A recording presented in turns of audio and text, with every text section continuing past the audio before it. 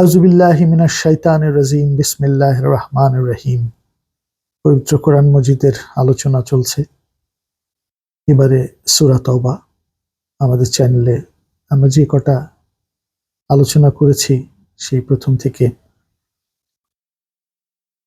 এর মধ্যে 114টা সূরা শেষ হতে যাচ্ছে আজকে। এই অবস্থায় আমরা 119 নম্বর আয়াত 15 নম্বর রুকু শুরু করছি।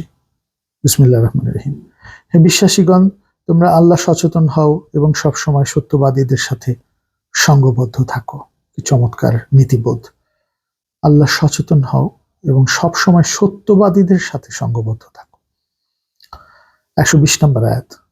আল্লাহর রসুলের সহগামী না হয়ে পিছনে থেকে যাওয়া এবং রসুলের জীবনের চেয়ে নিজের জীবনকে বেশি প্রিয় মনে করা মদিনাবাসী বা মদিনার চারপাশে বসবাসরত মরুবাসী বা বেদুইনদের জন্য মোটেই শোভন নয়।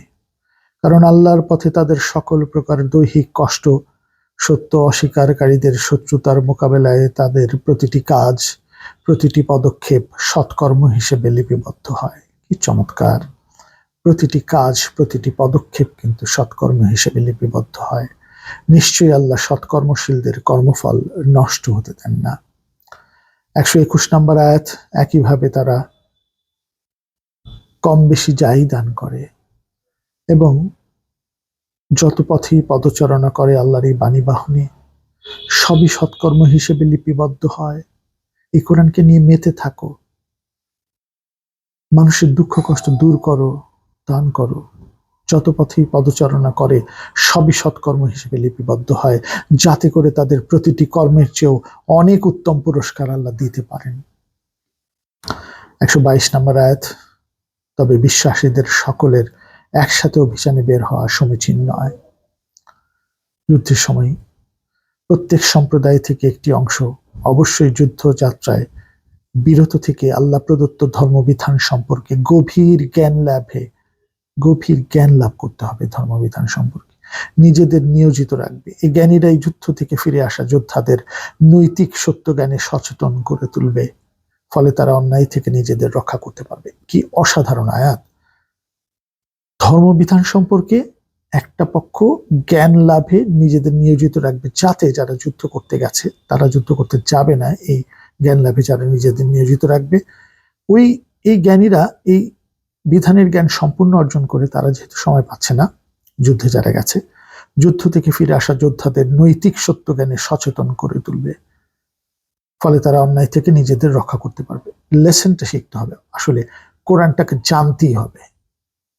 তোমরা কি কোরআন নিয়ে গভীর ধ্যানে নিমগ্ন হবে না, নাকি হৃদয়ের তালা বন্ধ করে রাখবে?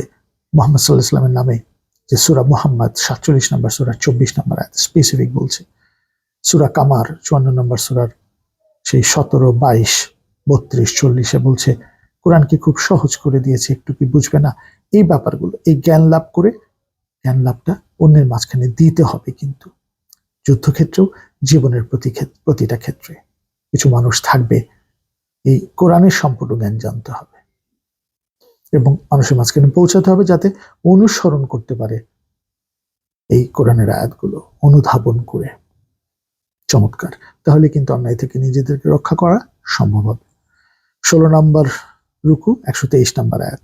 হে বিশ্বাসীগণ, তোমাদের কাছাকাছি অবস্থানরত সত্য অস্বীকারীদের দৃঢ়তার সাথে মোকাবেলা করো। যে কেউ সত্য অস্বীকার করবে, কাফের হোক তখনকার এখন, দৃঢ়তার সাথে, উইথ কনফিডেন্স, বিকজ জ্ঞানটা তো অর্জিত হচ্ছে কোরআনের জ্ঞান যখন অর্জিত হবে তখন জয় সুনিশ্চিত। যদি বুঝানো যায় শান্তিপূর্ণ উপায়ে এই বাণিজ্যের সকল মানুষের জন্য, এটা বুঝাতে পারলেই, হৃদয় জয় করলেই সবকিছু জয় হয়ে যাবে।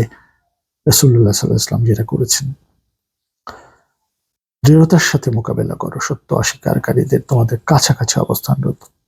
ওরা যেন তোমাদের অটল অনর মনোভাব দেখে আসলে বিচলিত হয়ে পড়ে, যে এত কনফিডেন্স তাদের মাঝখানে, এত জ্ঞান তারা রাখে এই বিধান সম্পর্কে। এটা তো মানুষের উপকারের জন্যই, কল্যাণের জন্যই তো। নবীজি রাসূলুল্লাহ সাল্লাল্লাহু আলাইহি ওয়াসাল্লাম এসেছেন রাহমাতুল লিল আলামিন হিসেবে, সমস্ত মানবের কল্যাণের জন্য, জগৎ সমূহের কল্যাণের জন্য। সূরা আম্বিয়ার 107 প্রায় বলি আমরা, আর জেনে রাখো, আল্লাহ সচেতনদের সাথেই আল্লাহ রয়েছেন, মুত্তাকিদের সাথে আল্লাহ আছেন। 124 নম্বর আয়াত, যখন কোন নতুন সূরা নাজিল হয়, সূরা হোক, আয়াত হোক, বিধান হোক, তখন এই সত্য অস্বীকারীরা বিদ্রুপ করে জিজ্ঞেস করে, বলো এই নতুন আয়াত, এই নতুন সূরা বা এই যে বিধানটা আসলো, কার কার বিশ্বাসকে শক্তিশালী করলো? আসলে যারা বিশ্বাসী, প্রত্যেক নতুন বাণী তাদের বিশ্বাসকে শক্তিশালী করে। তারা বুঝতে পারে, তারা জ্ঞানের মাধ্যমে এটা বুঝতে পারে, তারা এটা নিয়ে থাকে। আর আল্লাহ যে মহাপুরস্কারের সুসংবাদ দিয়েছেন, তাতে তারা আনন্দে উদ্বেলিত হয়। আর 125 নম্বর আয়াত, কিন্তু যাদের অন্তর ব্যাধিগ্রস্ত, প্রতিটি নতুন সূরা বা আয়াত যাই হোক না কেন, এখানে আয়াতটা এরকম, প্রতিটি নতুন সূরায় ওদের অবিশ্বাসের জটকে আরো জটিল করে তোলে এবং শেষ পর্যন্ত সত্য অস্বীকারী হিসেবেই ওরা মারা যায়। 126 নম্বর আয়াত, ওরা কি লক্ষ্য করে না বছরে 2-1 বার ওরা পরীক্ষার মুখোমুখি হচ্ছে? ওদেরও তো বিপদ আপদ আসছে, পরীক্ষার মুখোমুখি হচ্ছে, কিন্তু এরপর ওরা তওবা করে না, সত্যের শিক্ষা গ্রহণ করে না। 127 নম্বর আয়াত, যখনই কোনো সূরা নাজিল হয় তখনই ওরা একে অপরের দিকে তাকায়, ইশারায় আসলে বলে, তোমাদের অন্তরে কি আছে তা দেখার মতো কেউ আছে কি? এরপর ওরা কেটে পড়ে, ক্রমাগত সত্য অস্বীকার করায় আল্লাহ ওদের হৃদয়কে সত্য বিমুখ করে দিয়েছেন। ওদের দোষেই ওরা সত্য থেকে বিমুখ থাকে বলেই এই সিস্টেমে পড়ে যায়, অটো সিস্টেমে সত্য বিমুখ করে দিয়েছেন আল্লাহ ওদের। কারণ ওরা এমন সম্প্রদায়ের সদস্য যারা সত্য উপলব্ধিতে সহজাত বিচার বুদ্ধি প্রয়োগ করে না। সহজাত বিচার বুদ্ধি কিন্তু প্রয়োগ করতে হবে, গভীর জ্ঞান অর্জন করতে হবে এ বিধান নিয়ে, তাহলে বোঝা যাবে। 128 নম্বর আয়াত, মানুষকে বলা হচ্ছে, তোমাদের মধ্যে থেকেই তোমাদের কাছে রসূল এসেছে, তোমাদের মাঝখান থেকে এসেছে, উনি তোমাদের কাছে আলামিন উপাধি পেয়েছিলেন, বিশ্বাসী, তার কাছে আমানত রেখে যেত শত্রুরা। এত সৎ একটা মানুষ তোমাদের মাঝখান থেকে এসেছে যাতে তোমরা ফলো করতে পারো। তোমরা দুর্ভোগের সম্মুখীন হতে পারো, এই চিন্তা তার জন্য অত্যন্ত কষ্টদায়ক। উনি কষ্ট পান তোমরা এই পৃথিবীতে এবং এখান থেকে চলে যাওয়ার পরও, পরকালেও যে দুর্ভোগের সম্মুখীন হবে এটা উনি চান না। উনি এটাতে কষ্ট পান, তোমাদেরকে পরিশুদ্ধ করার জন্য উনি কাজ করেন এই বিধান নিয়ে। সে তোমাদের কল্যাণকামী, বিশ্বাসীদের প্রতি মমতা ও সহানুভূতিতে তার হৃদয় পরিপূর্ণ এবং প্রত্যেকটা মানুষের জন্য উনি করুণা স্বরূপ। আমরা বললাম একটু আগেও, সূরা আম্বিয়ার 107 নম্বর আয়াত। 129 নম্বর আয়াত, নবীকে বলছেন, এরপরও ওই যে ক্রমাগত সত্য অস্বীকারীরা যদি এই সত্য থেকে মুখ ফিরিয়ে নেয়, তবে নিঃসংকোচে বলো, আমার জন্য আল্লাহই যথেষ্ট, তিনি ছাড়া কোনো উপাস্য নেই, আল্লাহর মতো কোনো ইলা নেই, সদৃশ্য নেই, আমি তার উপরে ভরসা করি, তিনি মহা আরশের অধিপতি। আলহামদুলিল্লাহ, আমাদের সূরা তাওবা শেষ হলো। 4 বছরের 2020 সাল থেকে শুরু করে আজকে এই যে 2024 সালের এই নভেম্বর মাসের 25 তারিখে আজকে আমার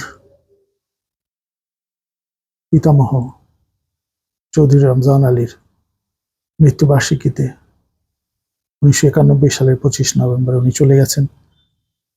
ছোটবেলা থেকে ওনাকে দেখে এসেছি, উনি কোরআন নিয়ে চর্চা করতেন।